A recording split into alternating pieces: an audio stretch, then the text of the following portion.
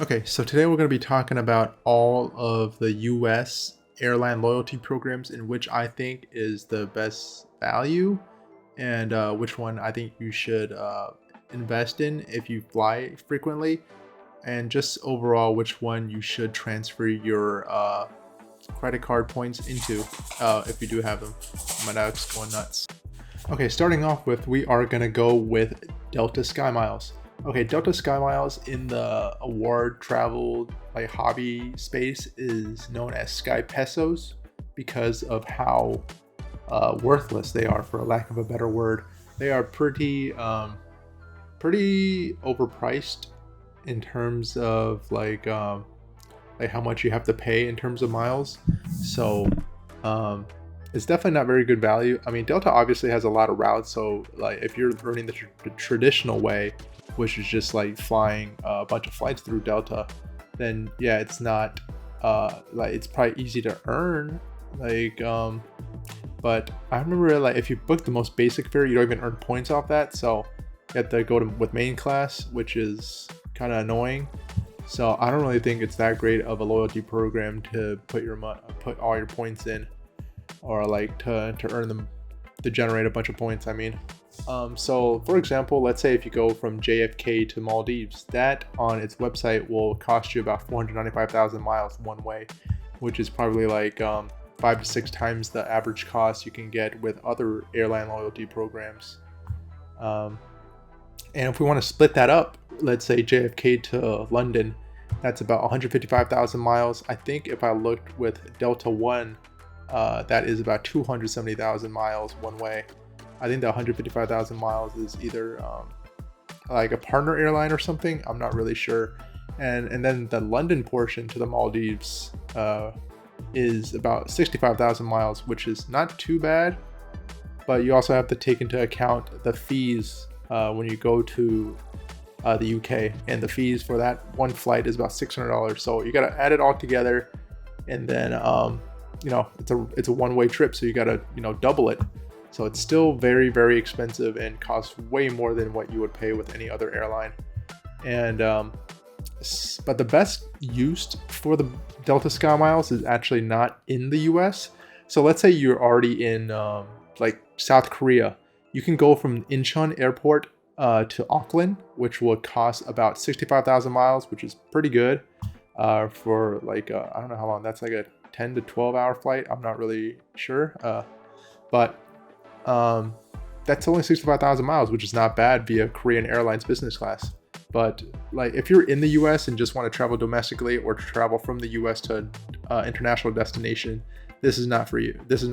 So if you have a lot of miles and you want to get the most value out of them, already be in a different country and then use those miles on a partner award travel flight, because you're not going to get any good value using it within the US or flying out of the US. All right, next up, we'll be talking about United MileagePlus. This loyalty program recently got devalued, so it is not as great as it once was, but it's still okay if you can find certain sweet spots for it. It's very easy to earn its points because, like Delta, you have a lot of different routes in the US, as well as like international routes, since it's a pretty big airline. And they also have a lot of credit cards, both personal and business class, which you can turn a lot of points on since it's Chase cards. And so that's pretty good. Like you can like get the sign up bonus, get a boatload of points. But yeah, not the best value you can get, because a lot of international routes to Asia from the US would cost about 100,000 miles minimum. But you can find certain good value. Like I found a flight from JFK to Maldives via Turkish Airlines with a stop in Istanbul for about 88,000 miles one way, which is pretty good. Is pretty standard rate, maybe actually better than most airlines compared to, like, let's say Air Canada Aeroplan, which would be about 110,000. So that's not a bad route. I found some routes from, I think Newark to like the Middle East for about 80,000 miles, which is not bad as well for a non-stop flight. But not the best value. I think I saw some flights go up to like 100, usually standard 110 to like East Asia, like most countries like Japan or Korea. So yeah, but they have a lot of different partners like Turkish Airlines, EVA Air, which is Taiwan's airline. They also have Singapore Airlines, All Nippon Airways, which is very popular. So they have good partners for redemption routes, but I would not hoard these points for a long time because it might get hit with another significant devaluation. Okay, next up is American Airlines AAdvantage program. This is a very good program, but it's very hard to earn the points because there's no real way to get a bunch of miles unless you sign up for a credit card. But you pretty much get the credit card once, get the sign up bonus, and you can't really churn it as often as, let's say, most Chase cards. But the only major like partner that they're partnered with, like the transfer partner, credit card transfer partner, is Bilt. So unless you're paying like a crap load in terms of rent, you're not gonna get a lot of points using this card. So it's very hard to accumulate points unless you frequently fly on this airline, and they do have a lot of routes, but you pretty much got to be traveling a lot to rack up a round trip ticket redemption. But they offer excellent value. 70,000 miles, you're not going to get a better deal than that. A lot of people use it for Japan Airlines to go from like either Chicago or the East Coast, like a direct flight to Haneda Airport or Narita Airport on JAL. So that's very good. There's probably a bunch of other partners that I am not mentioning. Okay, next airline we're going to be talking about is Alaska Airlines Mileage Plan. They recently went through a devaluation because before they were in the same sphere as American Airlines, only 70,000 miles to travel from the US to Japan, which was really good. But after the devaluation, it's about 85,000 miles for like a lot of East Asia routes from the US. For example, I'm just going to use Maldives again. If you go from JFK to Maldives, it's about 85,000 miles one way, which is not bad, but not as good as it used to be. But one good thing about Alaska is that they recently partnered with Hawaiian Airlines, and because of that, you can now transfer Amex points to Hawaiian and then transfer the Hawaiian miles at a 1-to-1 ratio to Alaska. So, which is really, really good, because before it was pretty hard to rack up the Alaskan airline miles, similar to like American AAdvantage program. But now, you have an easier chance of like redeeming flights. But if you want to go the traditional route of just flying a lot on the airline to accumulate points, you pretty much can only be loyal to this program if you are going to the West Coast or going from the West Coast to the East Coast, because they pretty much only have like coast to coast routes. Like a lot, they don't really have middle America routes where you they don't really have as much routes as other airlines. But if you're going from coast to coast, they're pretty good to rack up miles. But at the same time, it's pretty difficult. If you're on the East Coast like me, they're not the most appealing airline. So I guess if you have to choose between American Airlines and Alaska, it really depends on where you're based. For me, American Airlines seems like the better deal, but if you're on the West Coast, Alaska Airlines has a lot of routes that originate in all the major airports. Okay, next airline we're going to be talking about is Hawaiian Airlines HawaiianMiles, which, like I mentioned previously, has pretty much just become the middleman to transfer points into, so you can transfer them back out into Alaska. So, by itself, the airlines I heard is a pretty good product. I've never actually flown them before, but I heard they're pretty good in terms of like the American domestic product compared to like most other airlines that we have. But it's probably still nowhere near as good as like business class, something that you would get with international routes like Singapore or like EVA Air. But they're good for what they are in the US. We're really not known for our business and first class products. I think it's getting better, but still kind of pretty far behind like all the big players in the world.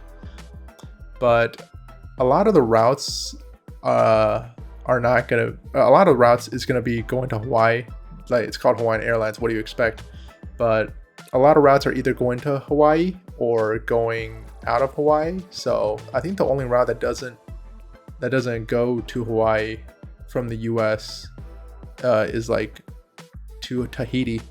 I think it's like LAX to Tahiti or something. Everything else pretty much is either goes there or comes from there, and that's it. So it's pretty hard to earn a lot of points because unless you're traveling to Honolulu a lot, you're not going to rack up that many points with this program. It's mostly just to serve as the middleman between the other two things, like I talked about, the Amex to Alaska. Okay, next up and the last of our international airline that I'm going to be talking about is JetBlue. So it's pretty straightforward earning process, like 2 to 6 times multipliers for tickets, unless you're like a credit card holder. But like its partners, it has a good amount of partners actually. The most significant one is Qatar. I actually just recently booked a trip from, I think it's from Dallas to Maldives through Qatar Airlines partner program with JetBlue points. And that was about 134,000 miles, which is not the best value. You're not going to get the best value out of JetBlue, but it's not terrible. Like it's still better than paying cash if you have the points to spare. But yeah, but the one thing I want to say though, if you have like credit card points and you haven't transferred to JetBlue yet, if you find the flights on JetBlue, you can actually book it through Iberia, which is way cheaper. I saw it was only at 85,000 miles or 85,000 points instead of the 34,000 points that I had to spend. So, you know, got to do your research, but what can you do now? I can't cancel it. Okay, that is all the airlines that I have covered.